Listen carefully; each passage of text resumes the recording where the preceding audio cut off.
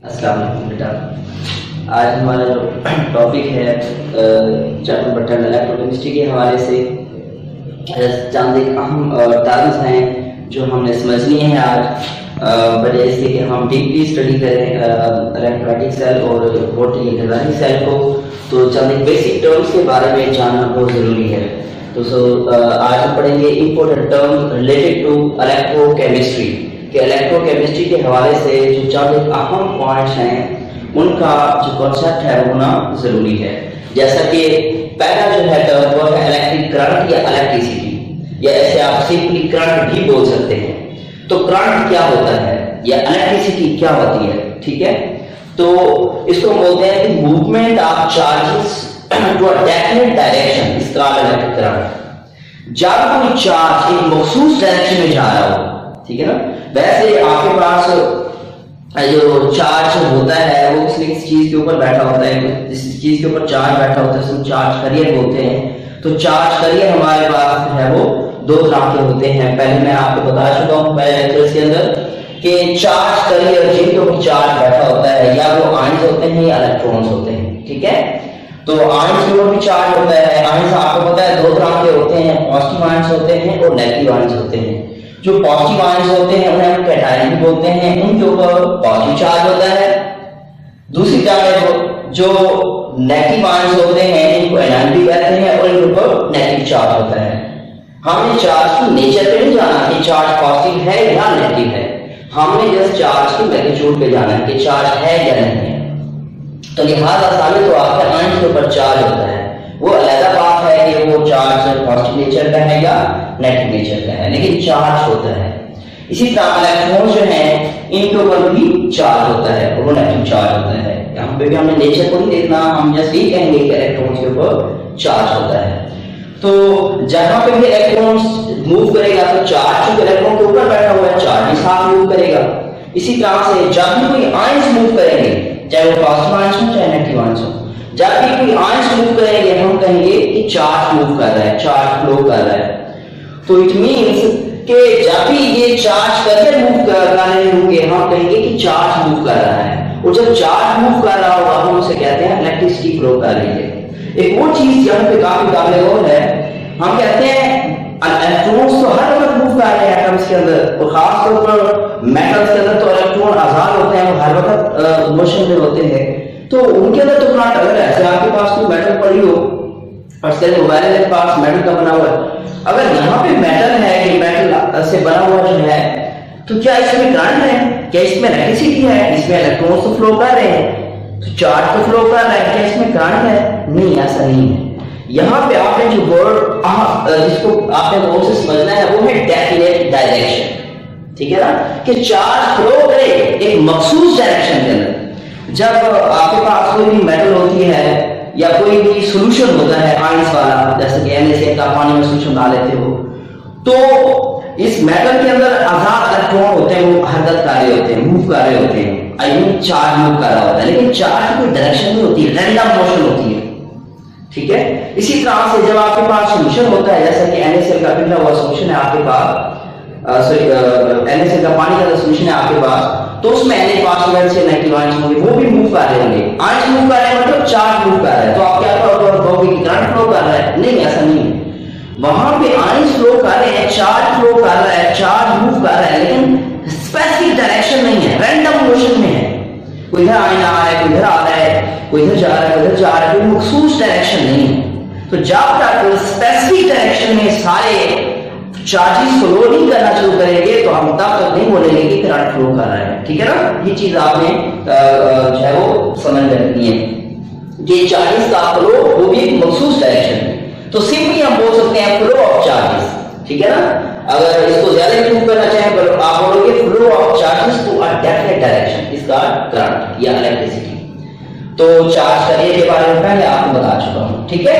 उसके बाद यहाँ पे एक नोट है जो आपने करना है, वो ये है कि no need to focus on the nature of charge. आपने चार्ज की नेचर का नहीं जाना, ठीक है ना, कि चार्ज पॉजिटिव है या नेगेटिव है, चार्ज जो भी हो, आपको जस्ट ये चीज नोट करनी है कि चार्ज कैरियर जो है चार्ज लेके मूव कर रहा है, क्या उसकी कोई स्पेसिफिक डायरेक्शन है? अगर है तो चार्ज फ्लो कर रहा है, इलेक्ट्रिसिटी प्रोड्यूस हो रही है, ठीक है। अब इलेक्ट्रिसिटी के हवाले से दो टर्म्स बहुत अहम हैं। कुछ चीजें ऐसी होती हैं जिनमें से करंट पास कर जाता है, इलेक्ट्रिसिटी फ्लो कर जाती है, और कुछ चीजें ऐसी होती हैं जिनमें से करंट पास नहीं करता, इलेक्ट्रिसिटी फ्लो नहीं कर सकती। तो इन चीजों को हमने दो कैटेगरी में तकसीम किया हुआ है। कुछ ऐसी चीजें हैं जिनमें से करंट पास नहीं करता, उनको हम कहते हैं कि ये क्या है, non electrolyte, sorry non conductors. तो नॉन कंडक्टर्स आर इंसुलेटर्स। तो नॉन कंडक्टर या इंसुलेटर ऐसी चीजें होती हैं, ऐसे सब्सटेंसेस होते हैं जिनमें से करंट पास नहीं करता। ठीक है, अच्छा, तो हम इस तरह से डिफाइन करेंगे, दो substances which do not allow the electric current to pass through them. ऐसी चीजें या ऐसे सब्सटेंसेस जो खुद में से करंट को पास करने की इजाजत ना दें, उनको हम बोलते हैं नॉन कंडक्टर्स। ठीक है, या उनको हम इंसुलेटर भी बोलते हैं। इसमें मिसाल है खुश्क लकड़ी की, ड्राई वुड, ग्लास, शीशा, रबर और प्लास्टिक। ये ऐसी चीजें हैं जिनमें से करंट पास नहीं करता। करंट क्यों नहीं पास करता? सिंपल सी रीजन है। करंट किसे बोलते हैं? Flow of charges. I mean charge का फ्लो कर सकता है, किस शक्ल में चार्ज फ्लो कर सकता है? आयंस की शक्ल में फ्लो कर सकता है, इलेक्ट्रॉन की शक्ल में फ्लो कर सकता है। तो यहां पे इसका ये मतलब है कि ये चीजें तभी फ्लो करेंगी जब ये क्या होंगी, फ्री होंगी, मोबाइल होंगी, आजाद होंगी। अगर क्या ये तो आपके पास सब्सटेंस होते हैं ना नॉन कंडक्टर, इनके अंदर भी इलेक्ट्रॉन्स भी हो सकते हैं, इनके अंदर आयंस भी हो सकते हैं, लेकिन वो फिक्स्ड पोजीशन होती है उनकी, वो लोकलाइज नहीं होते, एक जगह से दूसरी जगह नहीं जा सकते। ठीक है, तो इलेक्ट्रॉन्स या ions I mean charge carrier का आजाद होना जरूरी है ताकि वो अपनी मखसूस डायरेक्शन में फ्लो कर सके। तो हम सिंपली ये कहते हैं कि जो नॉन कंडक्टर्स हैं ये ऐसे सब्सटेंसेस होते हैं जिनमें ना तो आजाद इलेक्ट्रॉन्स होते हैं और ना ही आजाद आयंस होते हैं। साथ में जब ना इनमें आजाद इलेक्ट्रॉन्स होंगे ना आजाद आयंस होंगे तो ना इनके अंदर चार्ज कैरियर्स होंगे, ना ये चार्ज को फ्लो कर सकेंगे। ठीक है, तो सिंपली हम कहते हैं कि ये ऐसे सब्सटेंसेस होते हैं नॉन कंडक्टर्स, ठीक है ना, which do not have free electrons or free ions to conduct electricity। R बढ़ के M भी आप देख सकते हैं, इनमें से कोई भी नहीं होता, ना इनके अंदर फ्री इलेक्ट्रॉन्स होते हैं ना फ्री आयंस होते हैं। उसके बाद दूसरे कुछ ऐसे सब्सटेंसेस होते हैं जिनमें से करंट पास आ जाता है। ठीक है ना, तो ऐसे सब्सटेंसेस जिनमें से करंट पास कर सकता है उन्हें हम कहते हैं कंडक्टर्स, उन्हें हम कंडक्टर्स कहते हैं। तो कंडक्टर्स ऐसे सब्सटेंसेस जिनमें से करंट पास कर सके, जो अपने आप में से करंट को पास करने को अलाउ करे। तो कंडक्टर्स की जो है मेजरली दो टाइप्स हैं जो करंट को पास करवाते हैं। कुछ कंडक्टर्स हैं उनको हम बोलते हैं इलेक्ट्रॉनिक, इलेक्ट्रॉनिक वर्ड इलेक्ट्रॉन से निकला है, ठीक है ना, और metallic conductor, metallic word metal से निकला है। तो यहाँ पे कुछ कंडक्टर्स ऐसे होते हैं जिन्हें आप इलेक्ट्रॉनिक कंडक्टर्स या मेटालिक कंडक्टर्स बोलते हो। इलेक्ट्रॉनिक वर्ड किस पे एक्सप्लेन कर रहा है? इलेक्ट्रॉन को, ये मैं आपको बाद में बताता हूं, मैं सही कहूंगा। और मेटालिक कंडक्टर वर्ड जो है मेटालिक यहाँ पे मेटल को रिप्रेजेंट करता है, मेटल्स। ठीक है, और कंडक्टर की जो दूसरी टाइप्स है वो है इलेक्ट्रोलाइटिक कंडक्टर। इलेक्ट्रोलाइटिक का जो यहाँ पे वर्ड है ये टर्म को एक्सप्लेन करता है, इसका नाम है इलेक्ट्रोलाइसिस। ये भी मैं आपको बाद में बताता हूं क्या है टर्म। तो इलेक्ट्रोलाइट कंडक्टर्स को सिंपली हम इलेक्ट्रोलाइट्स भी बोलते हैं। ठीक है, तो इलेक्ट्रोलाइट कंडक्टर्स को हम सिंपली इलेक्ट्रोलाइट भी बोलते हैं। ठीक है, तो कंडक्टर्स की मेजरली दो टाइप्स हो गई, मेटालिक कंडक्टर्स या इलेक्ट्रॉनिक कंडक्टर्स, दूसरी जाने क्या है इलेक्ट्रोलाइटिक कंडक्टर या सिंपली इलेक्ट्रोलाइट्स। तो आइए हम देखते हैं कि इन कंडक्टर्स के अंदर क्या फर्क होता है। सबसे पहले हम कंडक्टर को डिफाइन करेंगे, फिर बारी बारी इनको डिफाइन करेंगे। दोस्त दीज आर दी आपके पास जो मौजूद हैं कंडक्टर्स ऐसे सब्सटेंसेस हैं जिनमें से करंट पास कर सकता है। कंडक्टर्स को डिफाइन करने के लिए आप सिंपली यहाँ पे आप आएंगे दो सब्सटेंसेस, यहाँ पे डू नॉट लिखा हुआ है, आपने डू नॉट नहीं लिखना, यहाँ पे पॉजिटिव सेंटेंस लिखना है। आप लिखा है दो substances which allow electric current to pass through them are called conductors। और कंडक्टर्स की दो टाइप हैं, पहले हम इलेक्ट्रॉनिक कंडक्टर को डिफाइन करेंगे, उसके बाद इलेक्ट्रॉनिक कंडक्टर्स को। Electronic conductor are metallic conductors, these are the metals which allow the electric current to pass through them due to the free movement of electrons। देखें यहां पे आपके पास जो मौजूद होते हैं इलेक्ट्रॉनिक कंडक्टर्स, ये हकीकत में मेटल्स होती हैं। जितनी भी धातें हैं, लोहा हो गया, चांदी हो गया, सोना हो गया, कॉपर हो गया, जिंक हो गया, तो ये सारी जितनी भी मेटल्स हैं इनमें आजाद इलेक्ट्रॉन्स होते हैं। तो ये आजाद इलेक्ट्रॉन चूंकि चार्ज कैरियर है, ठीक है ना, करंट को पास करवा सकते हैं, चार्ज को कैरी करवा सकते हैं, इसलिए ये कंडक्टर्स होते हैं। और इनमें जब करंट पास करता है वो आजाद इलेक्ट्रॉन की वजह से करता है। फर्ज करें आपके पास ये मेटल है, ठीक है ना, तो आप यहां से करंट पास करवाना चाहते हैं, सर्किट कंप्लीट करना चाहते हैं और यहां से करंट को आगे फ्लो करवाना चाह रहे हैं आप, तो क्या होगा कि यहां से क्योंकि इसमें आजाद इलेक्ट्रॉन है तो इलेक्ट्रॉन यहां से यहां फ्लो करेंगे, ठीक है ना, सर्किट के अंदर जो है वो सर्किट को कंप्लीट करने के लिए। तो इनमें से मेटल में से जो करंट पास करता है वो इलेक्ट्रॉन के फ्लो की वजह से होता है, ठीक है ना। ये तभी मुमकिन है जब इलेक्ट्रॉन आजाद हो। इलेक्ट्रॉन आजाद सिर्फ मेटल में होते हैं, नॉन मेटल में नहीं होते। तो लिहाजा जो आपके पास इलेक्ट्रॉनिक कंडक्टर्स, क्यों इसे इलेक्ट्रॉनिक कंडक्टर कहा, क्योंकि इलेक्ट्रॉन की वजह से करंट पास करता है। हम इसे मेटालिक कंडक्टर क्यों कहा, क्योंकि हकीकत में ये कंडक्टर्स मेटल्स होते हैं, इस वजह से हम इन्हें क्या बोलते हैं, मेटालिक कंडक्टर्स, क्योंकि ये मेटल्स हैं। क्यों हम इन्हें बोलते हैं इलेक्ट्रॉनिक कंडक्टर, क्योंकि ये इलेक्ट्रॉन की वजह से करंट को पास करवाते हैं। तो आप कहोगे कि ऐसे सब्सटेंसेस जो करंट को पास करवाएं खुद में से, किसकी वजह से, इलेक्ट्रॉन की मूवमेंट की वजह से, उन्हें हम क्या बोलते हैं, मेटालिक कंडक्टर्स या इलेक्ट्रॉनिक कंडक्टर्स। ये हकीकत में मेटल्स होती है, धातें होती हैं, इसमें और मेटल सच एज आयरन है, कॉपर और जिंक, ठीक है। उसके बाद नेक्स्ट है इलेक्ट्रोलाइट कंडक्टर और इलेक्ट्रोलाइट। इलेक्ट्रोलाइट कंडक्टर या इलेक्ट्रोलाइट ये भी कुछ सब्सटेंसेस होते हैं जो खुद में से करंट को पास करवाते हैं, लेकिन इनकी खुद में से करंट को पास करवाने का जो तरीका है, जो मैकेनिज्म है, वो मेटल से बिल्कुल मुख्तलिफ है। अब मेटल में से करंट पास करता है आजाद इलेक्ट्रॉन की वजह से, मूवमेंट की वजह से, जबकि जो इलेक्ट्रोलाइट होता है इसमें करंट पास करता है आजाद आयंस की वजह से। और ये जो इलेक्ट्रोलाइट होता है जब इसमें से करंट पास करवाते हैं तो जरूरी है कि ये इलेक्ट्रोलाइट या इलेक्ट्रोलाइट कंडक्टर लिक्विड फॉर्म में होना चाहिए, ठीक है। उसके बारे में बाद में बहस करेंगे, पहले इसको डिफाइन कर लेते हैं। Those substances which allow the electric current to pass through them in their fuse का मतलब पिघला हुआ, molten, are aqueous solution form due to free movement of ions। तो ये ऐसे सब्सटेंसेस हैं जिनको पहले आपको, ये सॉलिड फॉर्म में होते हैं आमतौर पर, जिन्हें पहले आपको मेल्ट करना पड़ता है, पिघलाना पड़ता है। अगर आप उसे पिघलाना नहीं चाह रहे तो फिर आपको इसको पानी में डालना पड़ता है, ठीक है ना। मतलब ये कि इसको आपको लिक्विड फॉर्म में लेके आना पड़ता है। तो आपके पास जो भी इलेक्ट्रोलाइट कंडक्टर होगा पहले आपसे लिक्विड फॉर्म में लेके आओगे। आप लिक्विड फॉर्म में लेके आने के लिए आपके पास दो तरीके हैं, या उसको मेल्ट करके हीट करके, या उसको पानी में डाल के उसका सोल्यूशन बना लो। तो आपके पास दोनों तरीके, कोई भी आप यूज कर सकते हो। तो आप इसको लिक्विड फॉर्म में लेके आओगे इन दो में से किसी एक मेथड को यूज करके। जैसे आप लिक्विड फॉर्म में लेके आओगे उसके अंदर आजाद आयंस पैदा हो जाएंगे, तो फिर उन आजाद आयंस में से उसमें से करंट पास करना शुरू हो जाएगा अगर आप करंट पास कराना चाहेंगे तो ऐसे सब्सटेंसेस जो अपने लिक्विड फॉर्म में आजाद इलेक्ट्रॉन में से खुद में से करंट पास करवा सकते हैं, इनको हम बोलते हैं इलेक्ट्रोलाइटिक कंडक्टर्स, या इनको आमतौर पर इलेक्ट्रोलाइट भी बोलते हैं, ठीक है। उसके बाद यहाँ पे एग्जांपल्स हैं इलेक्ट्रोलाइट कौन कौन सी चीजें हो सकती हैं। हमें इलेक्ट्रॉनिक कंडक्टर के बारे में तो मुकम्मल जानकारी मिल चुकी है कि ये तमाम मेटल्स जो होती हैं वो इलेक्ट्रॉनिक या मेटालिक कंडक्टर्स होती हैं और वो आजाद इलेक्ट्रॉन जैसे करंट को पास करवाती हैं।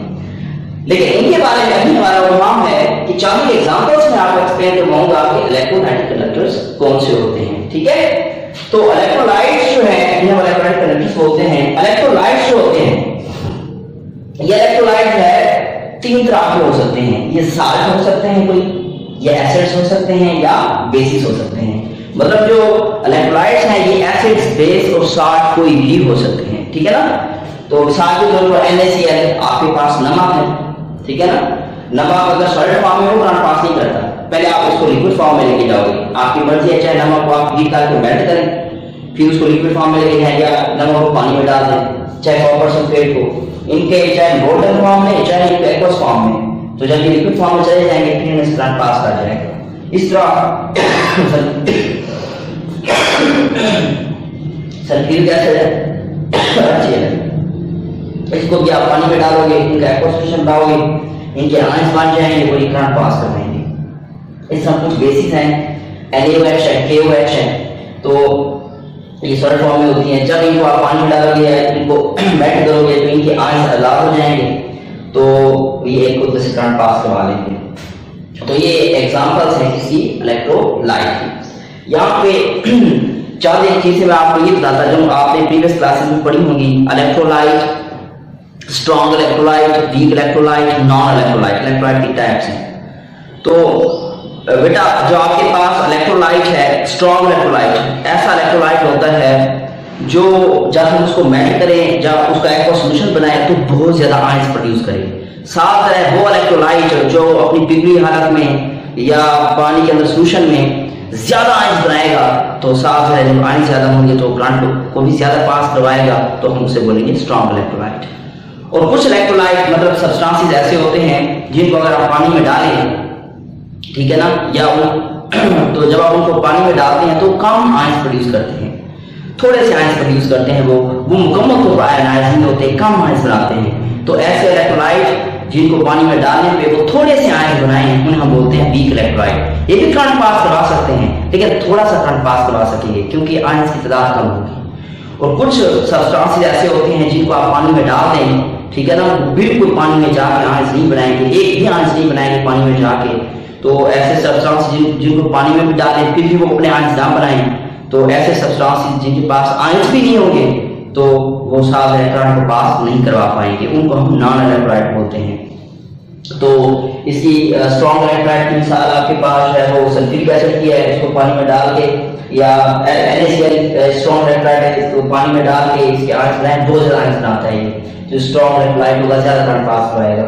अगर आप ऑर्गेनिक एसिड ले लें सच एज एसिटिक एसिड, तो उसको पानी में डालने थोड़े आयंस बनाता है, वो करंट पास करवाएगा, लेकिन थोड़ा करंट पास करवाएगा, वो वीक इलेक्ट्रोलाइट है। इस तरह से अगर आप चीनी ले लें, शुगर, तो अगर आप शुगर ले लेते हैं, उसको पानी में डाल देते हैं, मीठा पानी बना लेते हैं, तो मीठे पानी में शुगर जैसे पानी में जाता है, शुगर अंदर जाके आयंस नहीं बनाता, बल्कि हाइड्रोजन बॉन्ड की मदद से पानी के अंदर डिसॉल्व हो जाता है।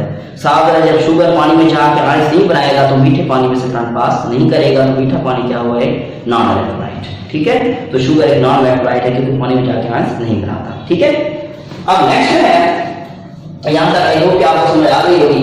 अब देखना यह है कि जो इलेक्ट्रॉनिक कंडक्टर है, मतलब जो मेटल्स हैं, जब इनमें से करंट पास करता है तो किस अंदाज से पास करता है, उसका मैकेनिज्म क्या है।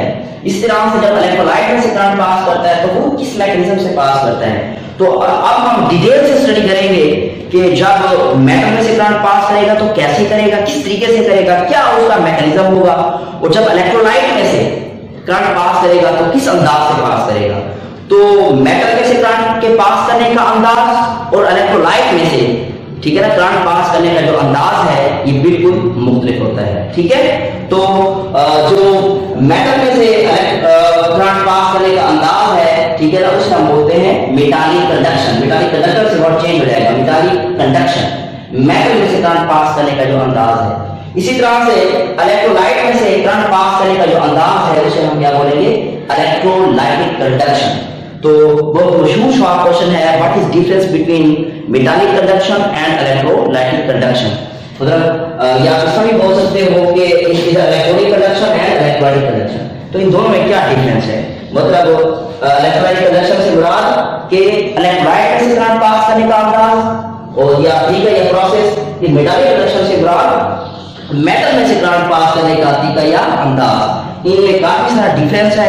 आई होप कि जब हम ये डिफरेंस पढ़ेंगे क्लैरिफाई हो जाएगा कि जब भी करंट फ्लो कर रहा होगा किस चीज में से, आप उसको ऑब्जर्व करके फौरन बता सकेंगे कि आया कि इसमें जो करंट पास कर रहा है वो किस अंदाज से कर रहा है, इलेक्ट्रोलाइटिक कंडक्शन की वजह से कर रहा है या मेटालिक कंडक्शन की वजह से कर रहा है। ठीक है, तो सबसे पहले हम दोनों को डिफाइन करेंगे, उसके बाद उनके डिफरेंस हम स्टडी करेंगे। तो इनकी तारीफ पहले मैं उर्दू में बोल देता हूँ। पहले यहाँ पे मैंने कहा कि इलेक्ट्रोलाइटिक कंडक्टर क्या होता है, ऐसे सब्सटेंसेस जो उसमें से करंट पास करें आजाद इलेक्ट्रॉन की वजह से। मैं जैसे ही बोल दूंगा कि ऐसा तरीका जिसमें से करंट पास करे इलेक्ट्रॉनिक कंडक्टर में से, किस वजह से, आजाद इलेक्ट्रॉन की वजह से, उसे क्या बोलेंगे, इलेक्ट्रॉनिक कंडक्टर। इस तरह से जब करंट पास करने का वो अमल जिसमें करंट पास करेगा किसमें से, इलेक्ट्रोलाइट में से, किस वजह से, आजाद आयंस की वजह से, वो क्या कहलाएगा, electronic conductor. The passage of electric current through electrolyte, कि मतलब इलेक्ट्रोलाइट में से करंट पास करने का अमल, ठीक है ना, शॉर्ट है इन द वोल्टन और इलेक्ट्रोस्ट्रॉम, मतलब जो इलेक्ट्रोलाइट है शॉर्ट है वो या बिल्कुल हो या सॉल्यूशन की शक्ल में हो, एक्वस फॉर्म में, पानी में dissolve, due to the movement of ions, अगर जब उसमें आयंस होंगे उन आयंस के साथ पास करेगा। मतलब जब भी इलेक्ट्रोलाइट जो बिल्कुल हालत में हो या वो पानी के अंदर उसका सॉल्यूशन हो, उसमें बहुत से आयंस हो, उसमें से जब आप करंट पास होगे तो उसमें से करंट पास करेगा उन आयंस की वजह से जो सॉल्यूशन है। तो इस तरह के कंडक्शन को, करंट पास करने के अमल को हम बोलेंगे इलेक्ट्रोलाइटिक कंडक्शन, ठीक है।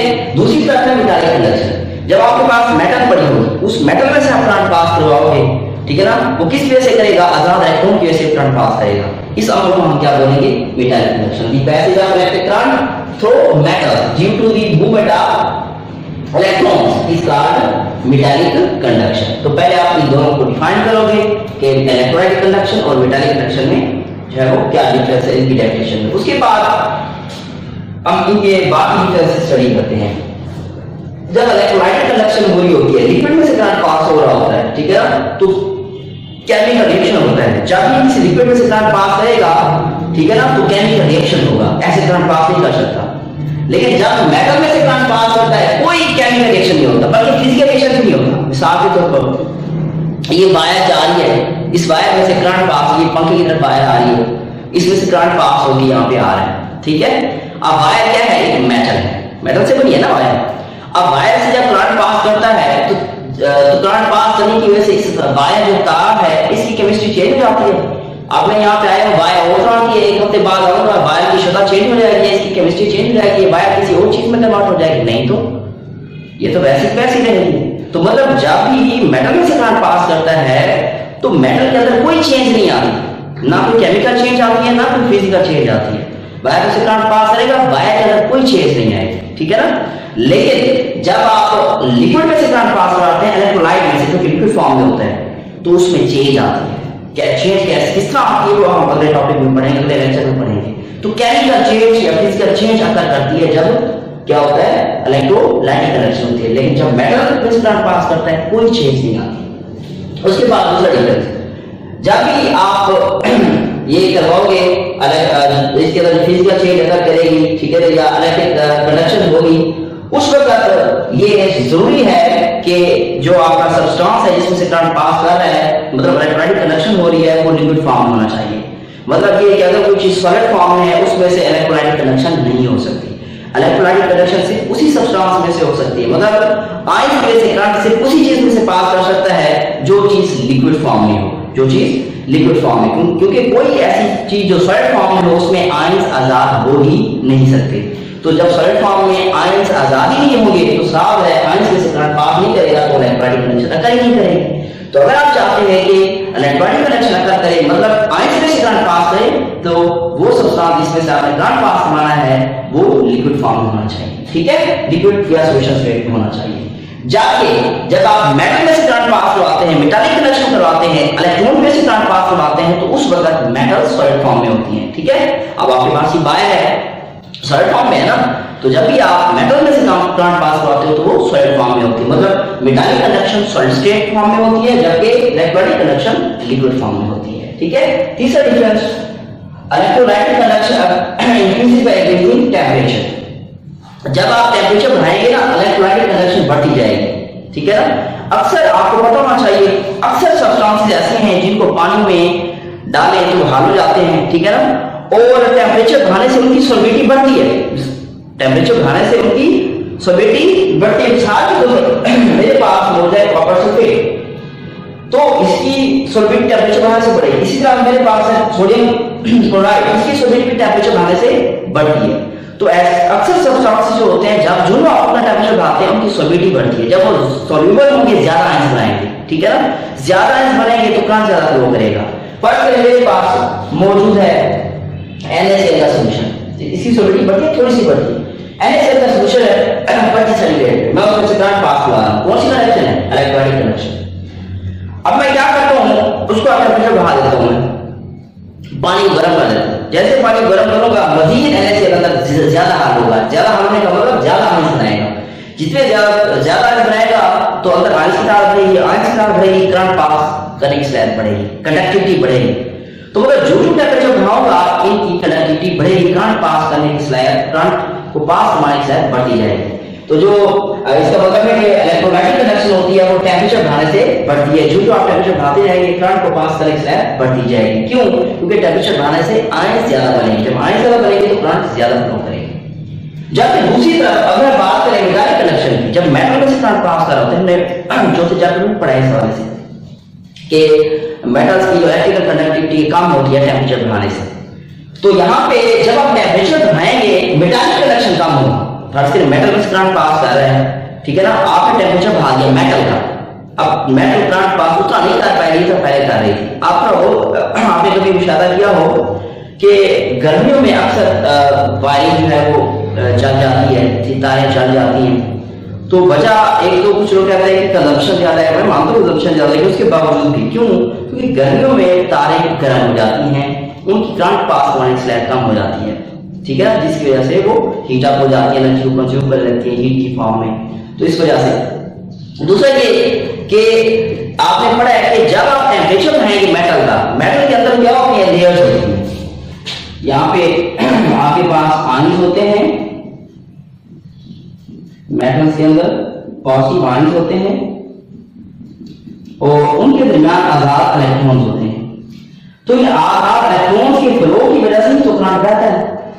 जब क्या होता है आप टेम्परेचर बढ़ाते हैं, ये आयंस ऑसिलेट करते हैं और इनकी ऑसिलेशन की एम्पलीट्यूड बढ़ जाती है, जिसकी वजह से ये जो रास्ता है इलेक्ट्रॉन के फ्लो का ये कम पड़ जाता है, ठीक है ना। जब इसकी एम्पलीट्यूड बढ़ेगी नीचे आएगा, ये भी ऊपर जाएगा, ठीक है ना, वाइब्रेशन मोशन के दौरान, तो जिसकी वजह से ये जो रास्ता है फ्लो का इलेक्ट्रॉन का ये कम पड़ जाता है, जिसकी वजह से करंट को कंडक्ट करने की स्लैब कम हो जाती है टेम्परेचर बढ़ाने से। ये तीसरा डिफरेंस है। और इसके अलावा एक और भी डिफरेंस है, वो मैं आपको सवाल बता देता हूं कि जब इलेक्ट्रोलाइटिक कंडक्शन होती है फ्लो ऑफ मटेरियल होता है, मतलब जहां करंट जाएगा मटेरियल के साथ जाएगा, मादा के साथ फ्लो करेगा। लेकिन जो इलेक्ट्रॉनिक कंडक्शन या मेटालिक कंडक्शन होती है उसमें मूवमेंट ऑफ मटेरियल नहीं होती, जहां करंट जाएगा मादा साथ नहीं जाएगा। फर्स्ट करें अब आप इस पंखे के अंदर करंट आ रहा है, वहां पे मेन स्विच है, वहां से आ रहा है। अब ये तार के थ्रू करंट आ रहा है वायर के थ्रू, अगर वहां से करंट यहाँ पे आ रहा है तो मादा भी साथ है, मतलब तार भी साथ चलती है करंट की, जहां तो करंट जा रहा है तार भी साथ चलती जाए। लेकिन ऐसा तो नहीं, तार तो अपनी जगह पर ठहरी हुई है, तार के एटम वायर के एटम अपनी जगह पर ठहरे हुए हैं। इट मींस मादा मूव नहीं कर रहा। जब मेटालिक कंडक्शन होती है मेटल से करंट पास करता है, मादा मूव नहीं करता, फ्लो ऑफ मटेरियल नहीं होता। लेकिन जब आप इलेक्ट्रोलाइटिक कंडक्शन स्टडी करते हैं तो फ्लो ऑफ मटेरियल होता है, जहां पे करंट जाएगा मादा भी वहां पे फ्लो करेगा। इंशाल्लाह इस डिटेल में आपको बाद में बताऊंगा। ये था डिफरेंस इलेक्ट्रोलाइटिक कंडक्शन और मेटालिक कंडक्शन। इसके अलावा यहाँ पे मैं एक और चीज क्लियर करना चाहूंगा कि इलेक्ट्रोलाइट के हवाले से आई होप कि अभी आपको भान होगा, मेटल के बारे में तो आपको समझ आ गया होगा कि इलेक्ट्रोलाइट जो है ये किस तरह से इसके करंट पास करवाता है, किस तरह से आयंस प्रोड्यूस करवाता है। तो उस हवाले से मैं छोटी सी डायग्राम बनाना चाहूंगा ताकि आपको क्लियर हो सके। लेट के मेरे पास ये बीकर है, ठीक है, और इस बीकर के अंदर मैंने लिया हुआ है पिघला हुआ मोल्टन NaCl पिघला हुआ नमक। जैसे इसके अंदर पिघला हुआ बीकर के अंदर पिघला हुआ नमक डालूंगा, आपने पिघला नमक कहां से आएगा, अगर नहीं है तो आपको भी है सॉलिड फॉर्म में डाल के बीकर में हीट करके मेल्ट कर दें। तो यहां पे जैसे ये नमक पिघलेगा, नमक पहले किस फॉर्म में था जब मैंने इसमें डाला सॉलिड फॉर्म में NaCl एस नीचे लिखूंगा सॉलिड फॉर्म में। अब मैं क्या करूंगा, इसको हीट प्रोवाइड करूंगा। जैसे मैं इसे हीट करूंगा, ठीक है ना, ये मेल्ट हो जाएगा। जैसे ही मेल्ट होगा लिक्विड फॉर्म में चला जाएगा, मेल्ट। जैसे ही मेल्ट होगा किस फॉर्म में चला जाएगा, लिक्विड फॉर्म में, और फौरन ये आयंस में कन्वर्ट हो जाएगा, क्योंकि लिक्विड फॉर्म जब भी आप आयनिक सब्सटेंस को मेल्ट करते हो तो अपने आयंस डाल देता है। जैसे आप इसे मेल्ट करेंगे तो बन जाएगा Na positive ion plus Cl negative ions. इसके नीचे Na लिखेंगे फिर लिक्विड फॉर्म में चला गया। इसका मतलब है आपके पास जो ये था NaCl, ठीक है ना, जिसको आप अप्लाई कर रहे थे यहाँ पे, अगर आप इसे स्टार्ट पास करना चाहते हैं पहले आप इसे मेल्ट करेंगे, ठीक है ना। मेल्ट करने का फायदा क्या हुआ, आयंस तैयार हो गए। आयंस क्या आयंस यहाँ पे नहीं, इधर भी थे आयंस, लेकिन उनकी पोजीशन फिक्स थी, क्रिस्टल की शक्ल में थी। अब ये फ्री हो गए, आजाद आयंस हो गए, ठीक है ना, और आजाद आयंस इस जो है वो बीकर के अंदर जनरेट हो गए हैं, ठीक है ना। इसका मतलब जब भी आप NaCl को मेल्ट कर रहे होते हैं, ठीक है ना, हकीकत में आप आजाद आयंस प्रोड्यूस कर रहे होते हैं, ठीक है ना। इसी तरह से आजाद आयंस प्रोड्यूस करने का एक और तरीका भी हो सकता है, क्या, लेट के यहां पे मौजूद मैं पहले पानी ले लेता हूं, ठीक है ना, पानी वाटर ले लिया मैंने यहां पे, ठीक है, और इस वाटर के अंदर मैंने NaCl डाल दिया सॉलिड फॉर्म में। सॉलिड फॉर्म में NaCl है, मैंने इसके अंदर डाल दिया। जैसे इसके अंदर NaCl डालूंगा, उसे शेक करूंगा, ये इसमें डिसॉल्व हो जाएगा NaCl, ठीक है ना। तो NaCl पहले किस फॉर्म में था, यहाँ पे सॉलिड फॉर्म में, NaCl सॉलिड फॉर्म में, ठीक है ना। अब आपने क्या किया, जो पानी में डाला डिसॉल्व हो गया, आयन में कन्वर्ट हो गया, तो अंदर ये बना देगा Na पॉजिटिव आयन पानी में जाके प्लस Cl नेगेटिव आयन, अंदर आयन बन जाएगा Na positive ion Cl negative ion, आजाद आयन होंगे, फ्री आयंस। अब इनके नीचे मैं A लिखूंगा, एक्वस मीडियम, ऊपर L लिखा था लिक्विड फॉर्म, ये मोर्टल स्टेट थी, एक्वस स्टेट है। यहाँ पे भी आजाद आयन जनरेट हो गए, यहाँ पे भी आजाद आयन जनरेट हो गए। तो इसका मतलब ये हुआ कि जब आपके पास कोई भी इलेक्ट्रोलाइट सॉलिड फॉर्म में हो, जब उसे लिक्विड फॉर्म में कन्वर्ट करते हैं, आपके पास दो तरीके होते हैं, या उसको मेल्ट कर दें। मकसद क्या होता है, आजाद आयंस प्रोड्यूस करवाना। आजाद आयंस आप दो तरीकों से प्रोड्यूस करवा सकते हैं, या उसको मेल्ट करके या उसको पानी में डिसॉल्व करके। अब आपके पास ये आयन जनरेट हो गए, ठीक है ना। तो जैसे आप किसी भी इलेक्ट्रोलाइट को सब्सटेंस को जब उसको मेल्ट करेंगे या उसको पानी में डालेंगे तो वो अपने आयंस बना लेगा। यहाँ पे बताएं मुझे, इसमें जो प्रोडक्ट्स हैं वो क्या है, आयंस हैं। ये एक प्रोसेस है, इस प्रोसेस को हम बोलते हैं आयोनाइजेशन। आयोनाइजेशन। तो इसका मतलब ये हुआ कि अगर आप इलेक्ट्रोलाइट में करंट पास करना चाहते हैं, पहले आपको उसकी आयोनाइजेशन करवानी होगी, पहले उसको आयंस में कन्वर्ट करना होगा, उसके आजाद आयंस तैयार करवाने होंगे। उसके लिए आजाद आयंस प्रोड्यूस करवाने के लिए या तो आप उसको मेल्ट करोगे या उसका एक सोल्यूशन बनाओगे, मुख्य से ठीक है उसको लिक्विड स्टेट में लेके जाओगे। तो इस अमल को हम बोलते हैं आयोनाइजेशन। आयोनाइजेशन मतलब आयंस बनने का। तो आयोनाइजेशन एक ऐसा अमल है जिसमें कोई सब्सटेंस क्या होता है, जब आप किसी सब्सटेंस को मेल्ट करते हैं या उसको पानी में डिसॉल्व करते हैं तो वो सब्सटेंस टूट के अपने आयन में तब्दील हो जाता है, स्प्लिट अप हो जाता है, टूट जाता है, आयन बना देता है। वो इस आयन बनने के अमल को हम आयोनाइजेशन कहते हैं। और ये केमिकल प्रोसेस नहीं है, ये फिजिकल फिनोमेना है, कोई केमिकल रिएक्शन नहीं हुआ, ठीक है ना। केमिकल रिएक्शन होता है इसमें कोई नई चीज प्रोड्यूस हो जाती है, ठीक है ना। तो यहाँ पे भी पहले मौजूद थे Na positive ion Cl negative ion, इधर भी Na पॉजिटिव आयन Cl, इधर भी कोई नहीं है, लेकिन फर्क जैसे इतना है, यहाँ पे एक की पोजीशन फिक्स थी, अब इनकी पोजीशन क्या है, फिक्स नहीं है, अब वो फ्री है। लेकिन नई प्रोडक्ट तो नहीं बनी, चीजें तो वही है, जस्ट उनकी कंडीशन चेंज हो गई है, पहले वो बदली हुई थी, आपको आजाद होगी, तो नई प्रोडक्ट नहीं बनी, क्योंकि फिजिकल फिनोमेना है, वो केमिकल प्रोसेस नहीं है। तो ये है डेफिनेशन इसकी, ionisation. The process in which a substance when dissolved in water are fused, ये वो हमारा जब सब्सटेंस को आप डिसॉल्व करते हैं वाटर में या उसको फ्यूज करते हैं, मेल्ट करते हैं, स्प्लिट अप, टूट जाता है इनटू आयंस, अपने आयंस में तब्दील हो जाता है। इट्स नाउन एज आयोनाइजेशन, ठीक है। आयोनाइजेशन की प्रॉपर्टी क्या है कि जब भी आयोनाइजेशन होगी इसकी जो प्रोडक्ट्स होंगी वो हमेशा आयंस होंगे। आयोनाइजेशन के प्रोडक्ट्स हमेशा क्या होते हैं, आयंस, पॉजिटिव नेगेटिव आयंस, ठीक है ना। It can be done in any beaker of glass. आप ये काम आयंस आयोनाइजेशन का काम किसी भी बीकर या ग्लास में कर सकते हैं। इसके लिए कोई खास स्पेसिफिक अपेरेंस नहीं चाहिए आपको। कोई भी बीकर ले लें, छोटे वाला, बड़े वाला, या कोई भी आप फ्लास्क ले लें, कोनिकल फ्लास्क या कोई भी राउंड वाला फ्लास्क, उसके अंदर आप ये सोल्यूशन तैयार करके उसके आयंस बना सकते हैं, ठीक है ना। इसलिए कोई स्पेशल जो है वो अपेरेंस की जरूरत नहीं है। ये है आयोडाइजेशन। और तीसरी बात इसके बारे में लिखनी है, ये कोई केमिकल प्रोसेस नहीं है, ये फिजिकल फिनोमेना है, ठीक है। उसके बाद नेक्स्ट है इलेक्ट्रोलाइसिस। इलेक्ट्रोलाइसिस क्या है बेटा, जब आप इलेक्ट्रोलाइट में से करंट पास करोगे तो वो इलेक्ट्रोलाइट जो है उसके अंदर केमिकल रिएक्शन शुरू हो जाएगा। वो केमिकल रिएक्शन क्या करेगा, वो खुद उस इलेक्ट्रोलाइट को डिकम्पोज करेगा, तोड़ेगा। इसका मतलब ये हुआ कि इलेक्ट्रोलाइट एक ऐसा कंडक्टर है जो खुद में से करंट पास करता है, अपनी कुर्बानी देगा। जब ये इलेक्ट्रोलाइट में से करंट पास करेगा, इलेक्ट्रोलाइट खुद टूटना शुरू कर देगा। तो ऐसा अमल जब जिसमें आप किसी पे इलेक्ट्रोलाइट में से करंट पास करवाएं, शायद वो इलेक्ट्रोलाइट यूनिवर्सल में हो या इलेक्ट्रोस्टेट में हो, जैसे उस इलेक्ट्रोलाइट से आप करंट पास करवाएंगे तो वो इलेक्ट्रोलाइट होगा वो टूट जाएगा, अपने अज्जा में तहलील हो जाएगा। इस अमल को आप इलेक्ट्रोलाइसिस बोलते हो। Electro mean current, lysis mean टूटना, मतलब करंट गुजारने की वजह से इलेक्ट्रोलाइट का या कंपाउंड का अपने अज्जा में टूट जाना, तहलील हो जाना, ठीक है। अब आपके पास नेक्स्ट मौजूद था आपने इसका पहले क्या बनाया है, एक्वा सोल्यूशन तैयार कर लिया। अब ये इलेक्ट्रोलाइट है। इलेक्ट्रोलाइट वो होता है जिसके अंदर आयन होते हैं, मैंने आपको पहले बताया है। अब फर्स्ट से आपके पास ये NaCl है, आपने पानी में डाला हुआ है, सो ये पानी में नहीं, फर्स्ट में मेल्ट किया हुआ है। अब इसके अंदर Na पॉजिटिव आयन है और Cl नेगेटिव आयन है। इसके अंदर Na पॉजिटिव आयन और Cl नेगेटिव आयन है। इसके अंदर आयन आपके पास जो है वो आ चुके हैं, ठीक है। अब इसे हम बोलेंगे इलेक्ट्रोलाइट। इसके अंदर कौन से आयन है, Na positive ion and Cl negative ions, ठीक है। बहुत से आयंस होंगे और ये आजाद आयंस होंगे, इसे आप इलेक्ट्रोलाइट बोलते हैं। लिक्विड फॉर्म में होगा ये बीकर। अब अगर आप इस लिक्विड में से मतलब नमकीन पानी में से करंट पास करना चाह रहे हैं, नमकीन पानी तब हो सकता है जब आप इसे पानी में डालोगे, अगर नहीं तो आप इसे मोटर स्टेट में ले लेंगे।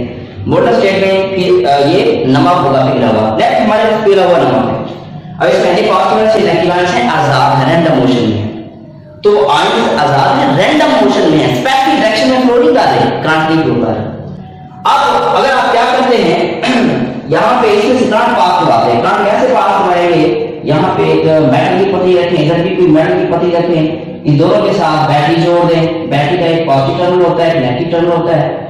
बैटरी का पॉजिटिव टर्मिनल पास करें, इससे इसके साथ जोड़ दिया, इसके ऊपर पॉजिटिव चार्ज आ जाएगा। बैटरी का नेगेटिव टर्मिनल इसके साथ पत्ती के साथ जोड़ दिया, इसके ऊपर नेगेटिव चार्ज आ जाएगा। ये दोनों पत्तियां डूबी हुई हैं इसके अंदर पिघले हुए NaCl के अंदर। अब यहाँ पे जो पॉजिटिव वाली प्लेट है ये नेगेटिव वाले आयंस को अपनी तरफ खींचेगी, नेगेटिव वाले आयंस यहाँ पे आएंगे और पॉजिटिव वाले आयंस है वो नेगेटिव वाले की तरफ जाएंगे। तो यहाँ पे रिएक्शन स्टार्ट हो जाएंगे, ठीक है ना। रिएक्शन कैसे स्टार्ट हो जाएंगे, यहाँ पे आपके पास दो Cl नेगेटिव आयन जाएंगे इस पॉजिटिव वाली प्लेट की तरफ, ये बनेगा 2Cl नेगेटिव।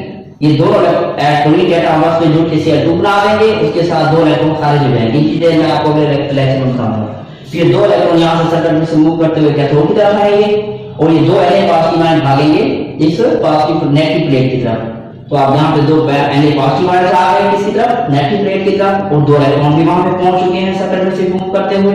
अब यहाँ पे दो इलेक्ट्रॉन ये दो एटम ले लेंगे, ये बन जाएगा 2Na न्यूट्रल, ठीक है। तो अब हुआ क्या, प्रोडक्ट क्या बनी है, यहाँ पे कौन सी गैस प्रोड्यूस हो गई, क्लोरीन गैस प्रोड्यूस हो गई एनोड के ऊपर, और यहाँ पे कैथोड के ऊपर जिसको नेगेटिव चार्ज या प्रोड्यूस हो गई सोडियम एटम, ठीक है ना। ये केमिकल रिएक्शन हो गया। NaCl टूट रहा है, करंट पास हो रहा है इसमें से लेकिन टूट रहा है। अब यहाँ पे बताइए इस लिक्विड में से करंट जो पास कर रहा है किसकी वजह से कर रहा है, आयंस की वजह से कर रहा है, ठीक है ना। यहाँ पे आयंस नेगेटिव वाले आयंस इधर आ रहे हैं, पॉजिटिव वाले इधर जा रहे हैं, लेकिन स्पेसिफिक डायरेक्शन है आयंस, नेगेटिव वाले इधर आ रहे हैं, पॉजिटिव वाले इधर जा रहे हैं, स्पेसिफिक डायरेक्शन है आयंस। तो अब यहाँ पे ये आयंस इस लिक्विड में से करंट पास हो रहा है जिसकी वजह से इलेक्ट्रोलाइटिक कंडक्शन की वजह से, लेकिन इस वायर में से जो करंट पास कर रहा है इधर से इधर, वो किसकी वजह से कर रहा है, इलेक्ट्रॉन की वजह से। तो इधर वायर में से जो करंट पास कर रहा है वो इलेक्ट्रोनिक कंडक्शन है, मेटालिक कंडक्शन है, लेकिन इस लिक्विड में से जो करंट पास कर रहा है आजाद आयंस की वजह से वो इलेक्ट्रोलाइटिक कंडक्शन है। अब यहाँ पे अगर नोट करें, जो जो इसमें से करंट पास करता जाएगा तो NaCl के आयन जो है वो इलेक्ट्रोड के ऊपर जाके सोडियम मेटल बनाते जाएंगे, क्लोरीन गैस बनाते जाएंगे। इसका मतलब ये हुआ कि अगर आप क्या करते हैं तो NaCl आपके पास है, लिक्विड फॉर्म में है, उसमें से जब आप करंट पास कराते हैं इसे बोलते हैं इलेक्ट्रोलाइसिस। करंट पास के माध्यम से टूट जाता है, सोडियम मेटल अलग हो जाती है, क्लोरीन गैस अलग हो जाती है। तो अब यहाँ पे आप देखें तो केमिकल रिएक्शन हो गया, ये NaCl टूट गया, नई चीजें बन गई हैं। पहले NaCl था, अब तो सोडियम मेटल बन गई, क्लोरीन गैस बन गई। आपके अंदर ये तो वही चीजें हैं जो पहले थी, नहीं बेटा ऐसे नहीं है। आयंस में और एटम में हेल ऑफ डिफरेंस होता है, यहाँ पे भी आयंस था, सोडियम यहाँ पे भी आयंस था, इधर भी क्लोरीन आयन था, इधर भी क्लोरीन आयन था, ठीक है। जस्ट वहां पे ये था कि वो पहले यहाँ पे जगह होती थी, वहां पे आजाद हो गए थे। यहाँ पे डिफरेंस है, यहाँ पे सोडियम का आयन था, क्लोरीन का भी आयन था, सोडियम का एटम है, क्लोरीन का भी एटम है, जो मॉलिक्यूल है। अब यहाँ पे आप नमक तो खा जाते हैं, सोडियम एटम मुझे खा के दिखाएंगे, बहुत मतलब रिएक्टिव होती है, या इससे हाथ नहीं ले सकते। क्लोरीन गैस बहुत जहरीली होती है, तो देखिए इनकी प्रॉपर्टीज भी डिफरेंट है नमक से, तो लिहाजा ये डिफरेंट चीजें बन गई। तो NaCl एक इलेक्ट्रोलाइट है जो टूट गया है अज़ाब के अंदर, NaCl का Na अलग हो गया, Cl अलग हो गया, ये इलेक्ट्रोलाइसिस है। तो इलेक्ट्रोलाइसिस केमिकल फिनोमेना है जिसमें इलेक्ट्रोलाइट टूट जाता है। Decomposition of electrolyte into its components when electric current is passed through them in its molten aqueous form। जब आप इलेक्ट्रोलाइट में से छात्र पीडी हालत में हो या एक्वस सॉल्यूशन में करंट पास करवाएंगे तो टूट जाएगा, अपने अज़ाब में से इलेक्ट्रोलाइसिस बोलते हैं। और इलेक्ट्रोलाइसिस जो प्रोडक्ट्स होती हैं वो आयंस नहीं होते, बल्कि आयंस की जो है वो ऑक्सीडेशन रिएक्शन होती है, वो बाद की डिटेल में बाद में अगले लेक्चर में आपको सुनाऊंगा। ऑक्सीडेशन रिएक्शन होती है वो न्यूट्रल स्पीशीज बनाते हैं, जैसे कि यहाँ पे न्यूट्रल क्या बनी है, क्लोरीन, यहाँ पे सोडियम, ठीक है। और ये केमिकल रिएक्शन होता है, और ये इलेक्ट्रोलाइसिस एक मखसूस अपरेटस के अंदर होती है जिसे हम इलेक्ट्रोलाइट सेल कहते हैं, ठीक है। ये आम भी करिए इसके अंदर नहीं हो सकती, ठीक है। और ये यहाँ पे केमिकल फिनोमेना है, ये फिजिकल फिनोमेना है। ये मशहूर शॉर्ट क्वेश्चन है, what is difference between ionisation and electrolysis, ठीक है। तो आयोनाइजेशन में आप एग्जांपल दोगे ये, और इलेक्ट्रोलाइसिस में आप जो है वो ये वाली एग्जांपल करोगे, ठीक है। आई होप यहां तक आपको समझ आ गया होगा इंशाल्लाह। नेक्स्ट अस्सलाम।